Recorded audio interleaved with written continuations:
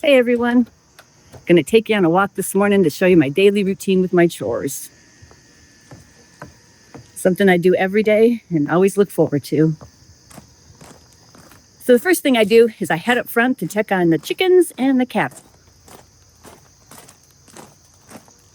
Kind of drizzly morning this morning, but it's not too bad. I think it's in the 60s. Getting some way needed rain. Major drought conditions. I don't think we had rain for like 16 days. And I think in the past 3 days, we've gotten 2.5 inches.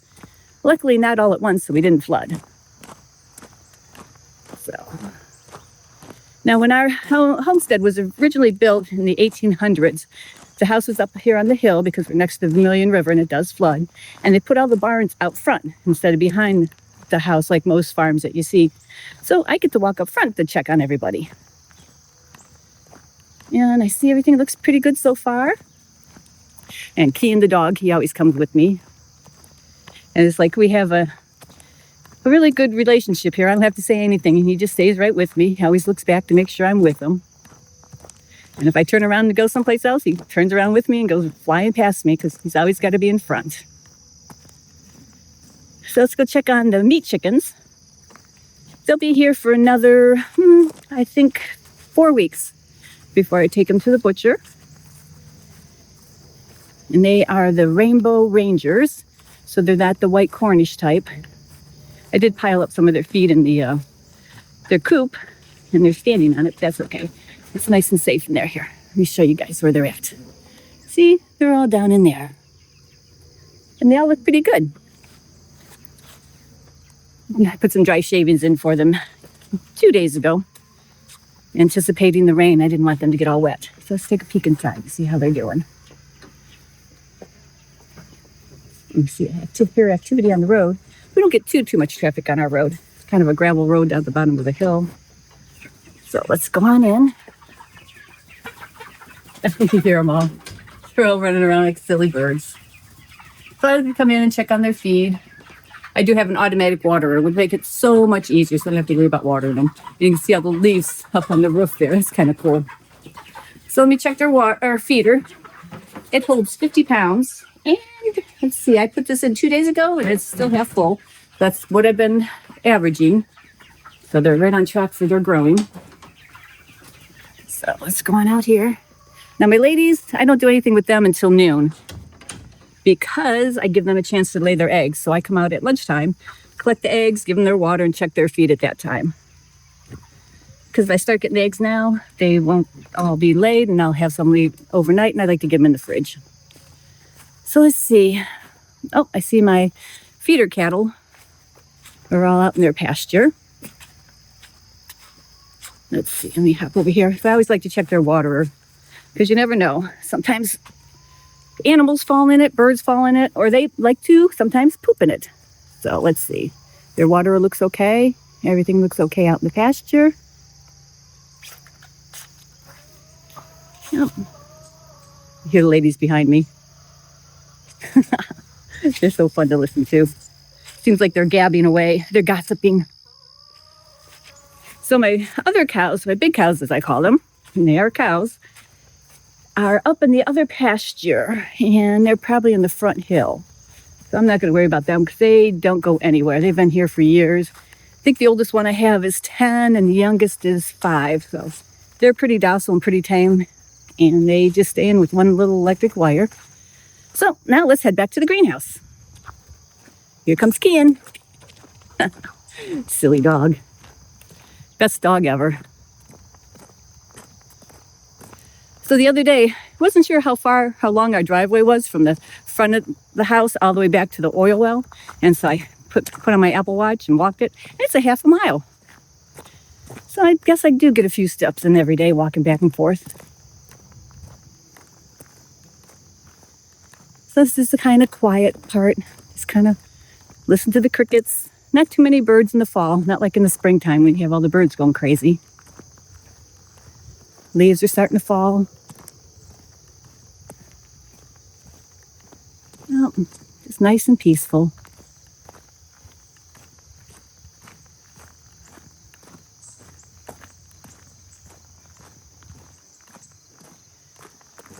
So a little history about our place. back in the 40s and 50s, the Ashland County Girl Scouts had a camp up in the top corner, or back corner, I should say. And at one time, this whole driveway was asphalted. Can you believe that? Could you imagine this whole thing asphalt? So a couple times when we've had to dig lines across, you go through gravel, mud, and then you hit the little layer of asphalt.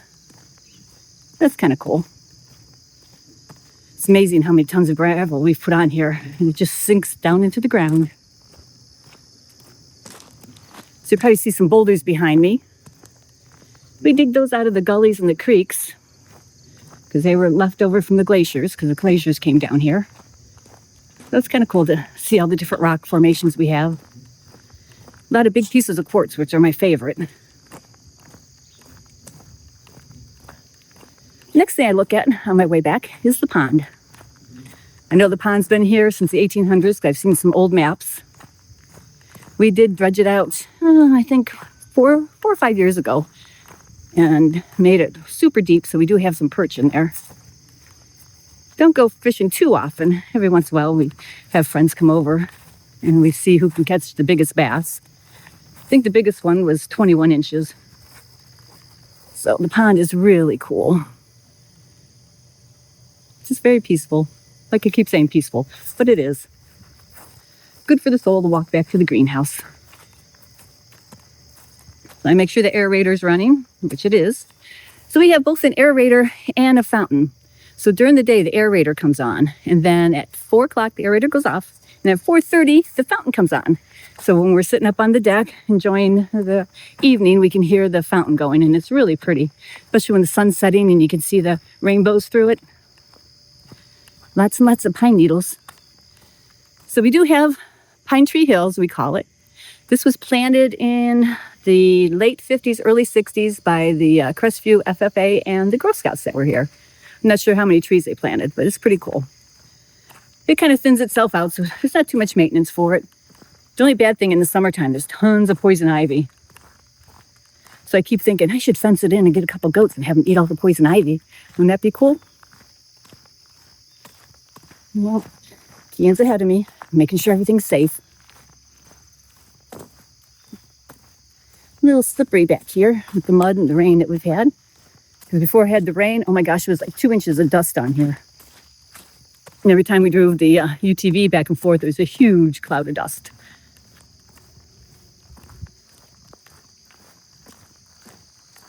I'm coming around the bend, getting to the greenhouse. Nice little breeze. At least it's not raining like it was earlier. It was pouring. And I was thinking, how am I going to walk back there without getting soaked?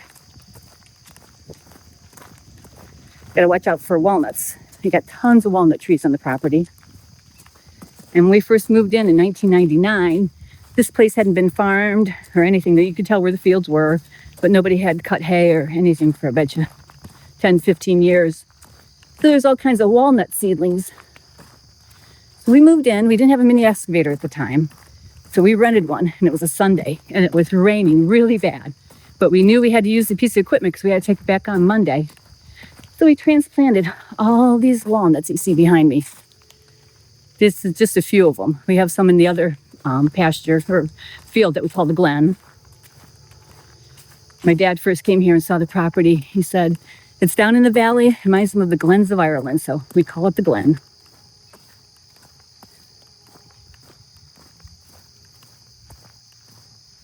Okay, let's go over to the greenhouse and do my check in there, what I need to do. Come on, Key. He's a-coming. Hear him whiz by.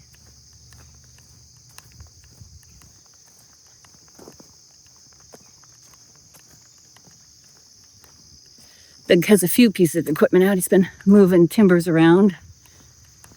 And he's going to do a little bit of landscaping and put another swale in because this is down in the valley and we got some top fields that some of the drainage tiles aren't working because they're 100 years old and we do flood, so we have to be careful.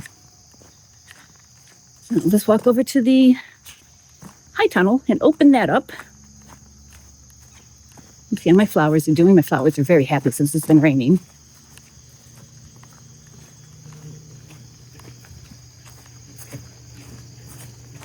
my first year for doing flowers and raised beds back here. I really enjoyed it. Got a lot of plans for next year. You always got to keep making plans. Yeah, so there's some of my flowers. Okay, let's get the high tunnel opened up. I know I'm going to have to pick strawberries again this morning. But I like to work in the greenhouse first because there are different bugs and stuff in here that I don't want to contaminate the greenhouse with. Oh yeah, nice in here. So I check out those citrons, and it's the ECs at 1.3 and 6.0 for the pH. And that's what I need for the strawberries. So everything looks good. You hear the electric fencer clicking? That keeps all the critters out of my strawberries.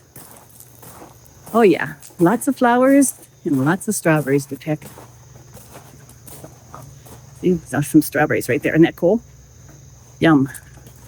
So we changed our formula a little bit, and I am getting way bigger strawberries, which is really nice for the market. Not too many odd-shaped ones. I'm going to have to go through and get rid of some of these runners. They take energy away from the plants. So yeah, everything looks pretty good here in the high tunnel. So now let's go over to the greenhouse. Oh yeah, definitely pick some strawberries today. And then I'll have to pick again tomorrow for my Saturday market. Got 3 more markets left. That's it. I can't believe it. The season went by so fast. I was counting down the weekends. Now it's like, oh, I'm going to miss it. But it'll be nice to sleep in on Saturday morning. Not get up at 5.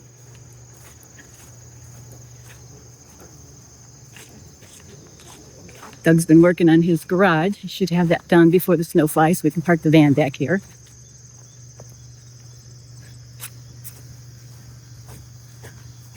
Oh. A little foggy out this morning. I saw some schools had some 2-hour delays. Crazy. Never had that when I was a kid.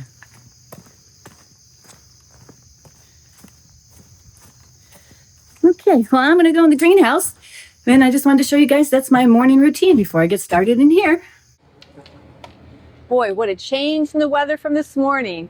Rainy, cloudy, and cold, and now bright sunshine and warm. So I did harvest a few things from the farm market. I'll show you guys in a few minutes, but right now I'm going to show you my eggplants that I'm going to go pick. They are just amazing. So come on over. So these first couple plants are really loaded, but they're not quite big enough to harvest the eggplants. I measure them with my hand. So I think by next week, for my second to last market, they'll be ready. I got some bigger ones down here. Oh, it's like an eggplant jungle in here. Let's see, I think I see 3 of them that are ready to harvest. Yeah, this one looks big. And put them in my bin. There's another one back over here. Let's see if I can see where his stem is so I don't stab the plant. I think there's one more back here. Yeah, there's one more.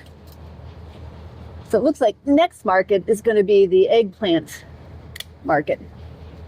Yeah. So here are the ones today for tomorrow's market. It looks like I'm going to have about 15 or 20 for next week's market. So maybe I'll have a special on eggplants. Okay, so this is how I get my bok choy ready for the farm market. So when I plant it, there's like 4 or 5 seeds in each one. And you can tell at the bottom there's always going to be some yellow leaves. So I want to take those off. So I usually take my knife and cut the bottom off and set that there. And I make a nice little pile of beautiful little bok choy. So I have my bags. I think we get on bags on net. I'll put a link down below where we get our bags. And I put either 4 or 5 mini bok choys in each bag at a time. So I put 3 on the bottom. If you guys are watching me, I'm going to mess this up.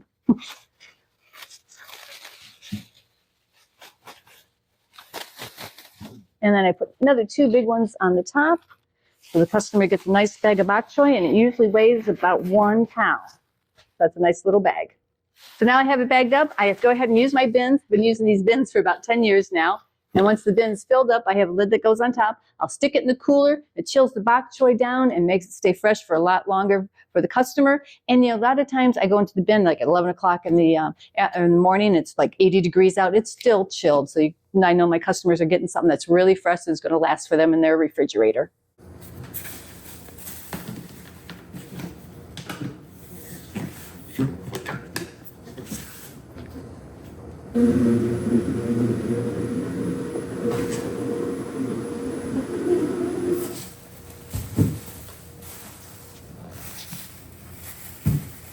Another item that I grow, that I don't do too much of because I don't usually sell out, but I take about 5 or 6 every week, and it's the kohlrabi. This week I'm bringing the green kohlrabi, and I pack about 3 or 4 bulbs into each bag.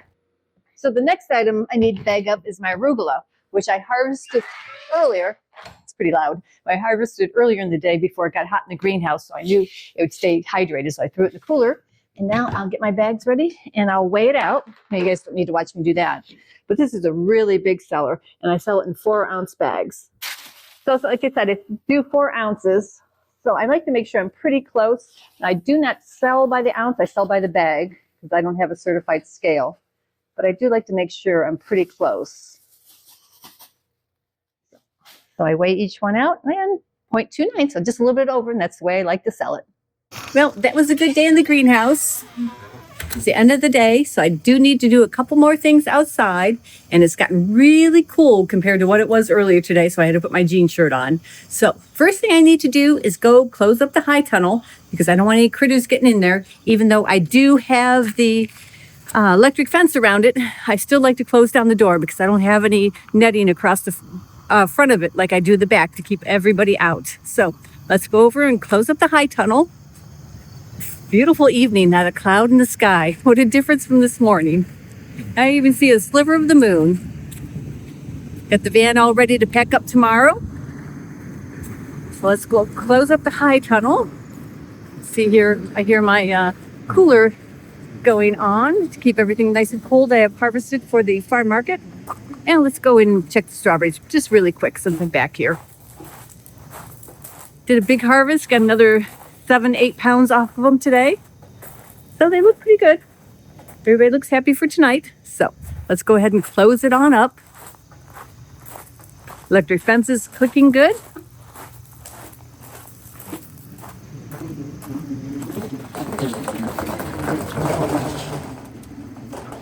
There we go, get that all the way closed down. So the other thing that I do in the evening, which I don't do in the morning, is I go back and check the oil well. As I'm sure many of you have been watching me before, we do have an oil well on the property, and we have to check it a couple times a day to make sure it's running properly, because if you don't, it doesn't produce the gas that we need. So let's go on back. Ian's all ready to go. Okay. Now the oil well's not too far back from the greenhouse. I have to go over a culvert that goes over the one creek that goes down to the Vermilion River. Beautiful evening. Lots of crickets. Not too humid. It's supposed to be a really nice weekend. And a really nice week again. And no rain again. So I'll have to water my flowers.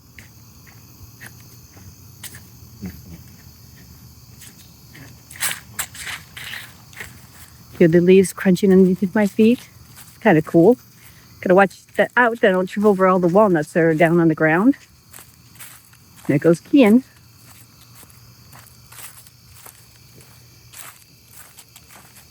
So we're heading back to the oil well hayfield.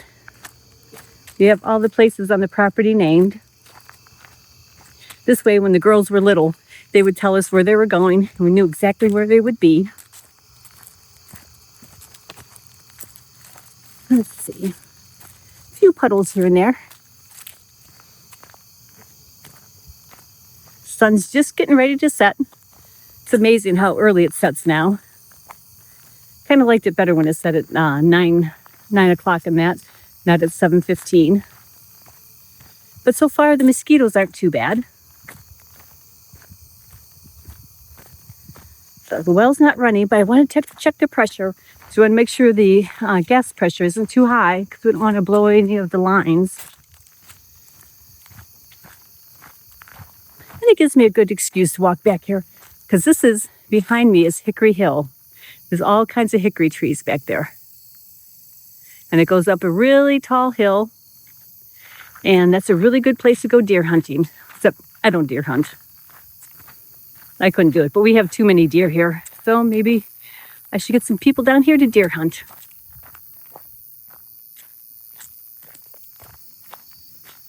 Okay, getting to the well. Now we did do a video on the well when they Had the rig out here and replaced all the rods, not replaced the rods, but pulled all the rods out and got the pump that's at the bottom. So this well goes down 4,000 feet. It was drilled back in 1971.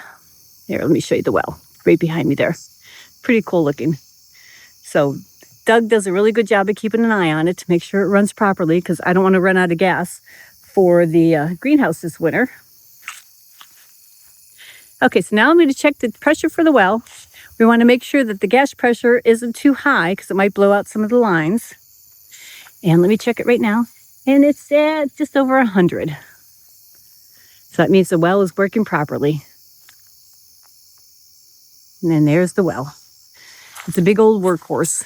I think this wellhead actually was replaced about 15 years ago, and it was from Texas. They brought it all the way up here from Texas. Okay, I am done back here. So now let's walk up to the house. Hopefully Kian hears me walking back up, otherwise I'm gonna have to call him.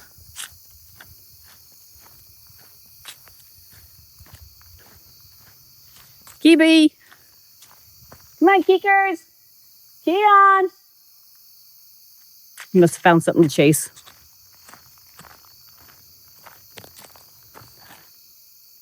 Kian! Come on, Key! Kibi! Great. Come on, Key! Here he comes. There he is. The crazy dog.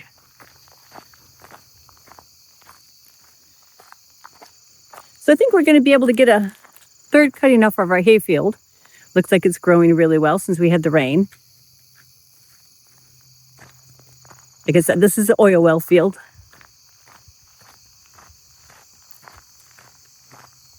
Yeah, it's pretty cool up here. So when we first moved in, the previous owner used to really hunt deer. He had all kinds of deer blinds everywhere. So up on Hickory Hill, he had one.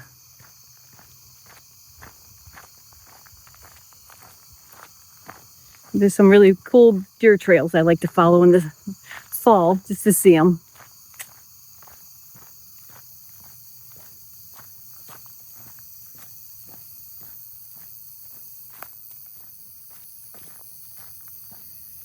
Okay. Coming out of the field. Oh, you can see some hay we have piled up behind me. Do round bales, a lot easier for the cattle. When we had the horses, we used to do the small squares. And that was a lot of work. It was fun, but it was a lot of work. Trying to stack them up in the hayloft, oh my gosh. I could only get them 4 high. But even though we've had a couple inches of rain, the creeks still are not running at all. Let's see if I can show you guys. And there's Kian. So the creeks aren't running at all. Everything is really dry.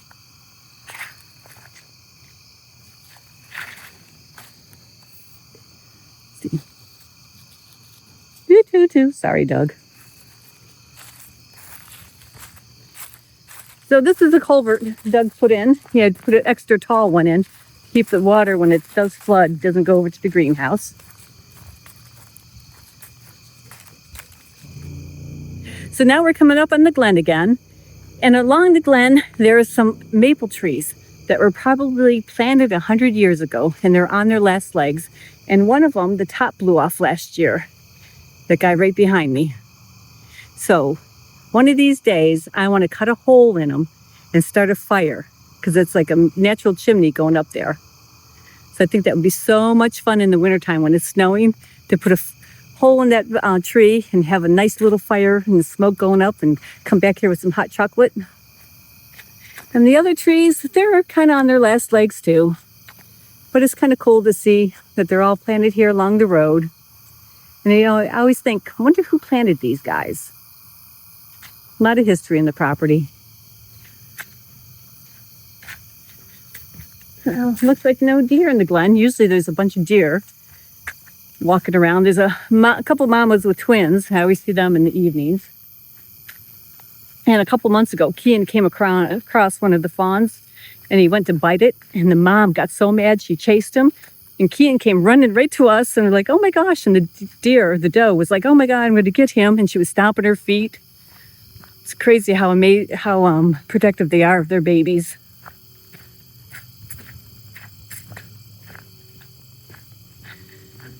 So tomorrow morning, get up at 5 and do my farm market. Like I said, I have a couple more to do at the end of the season, which is kind of nice, but kind of sad. Oh, good. The mosquitoes aren't too bad.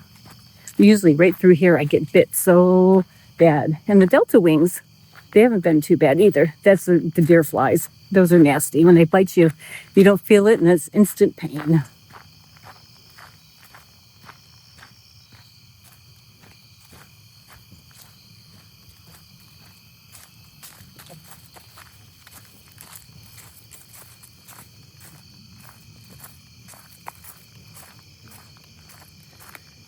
Kind of cool to think this road's been back here for how many years? Probably over 100 years.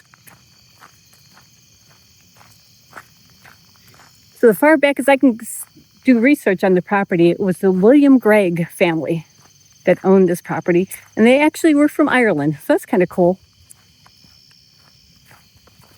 And a lot of their relatives own property around here also.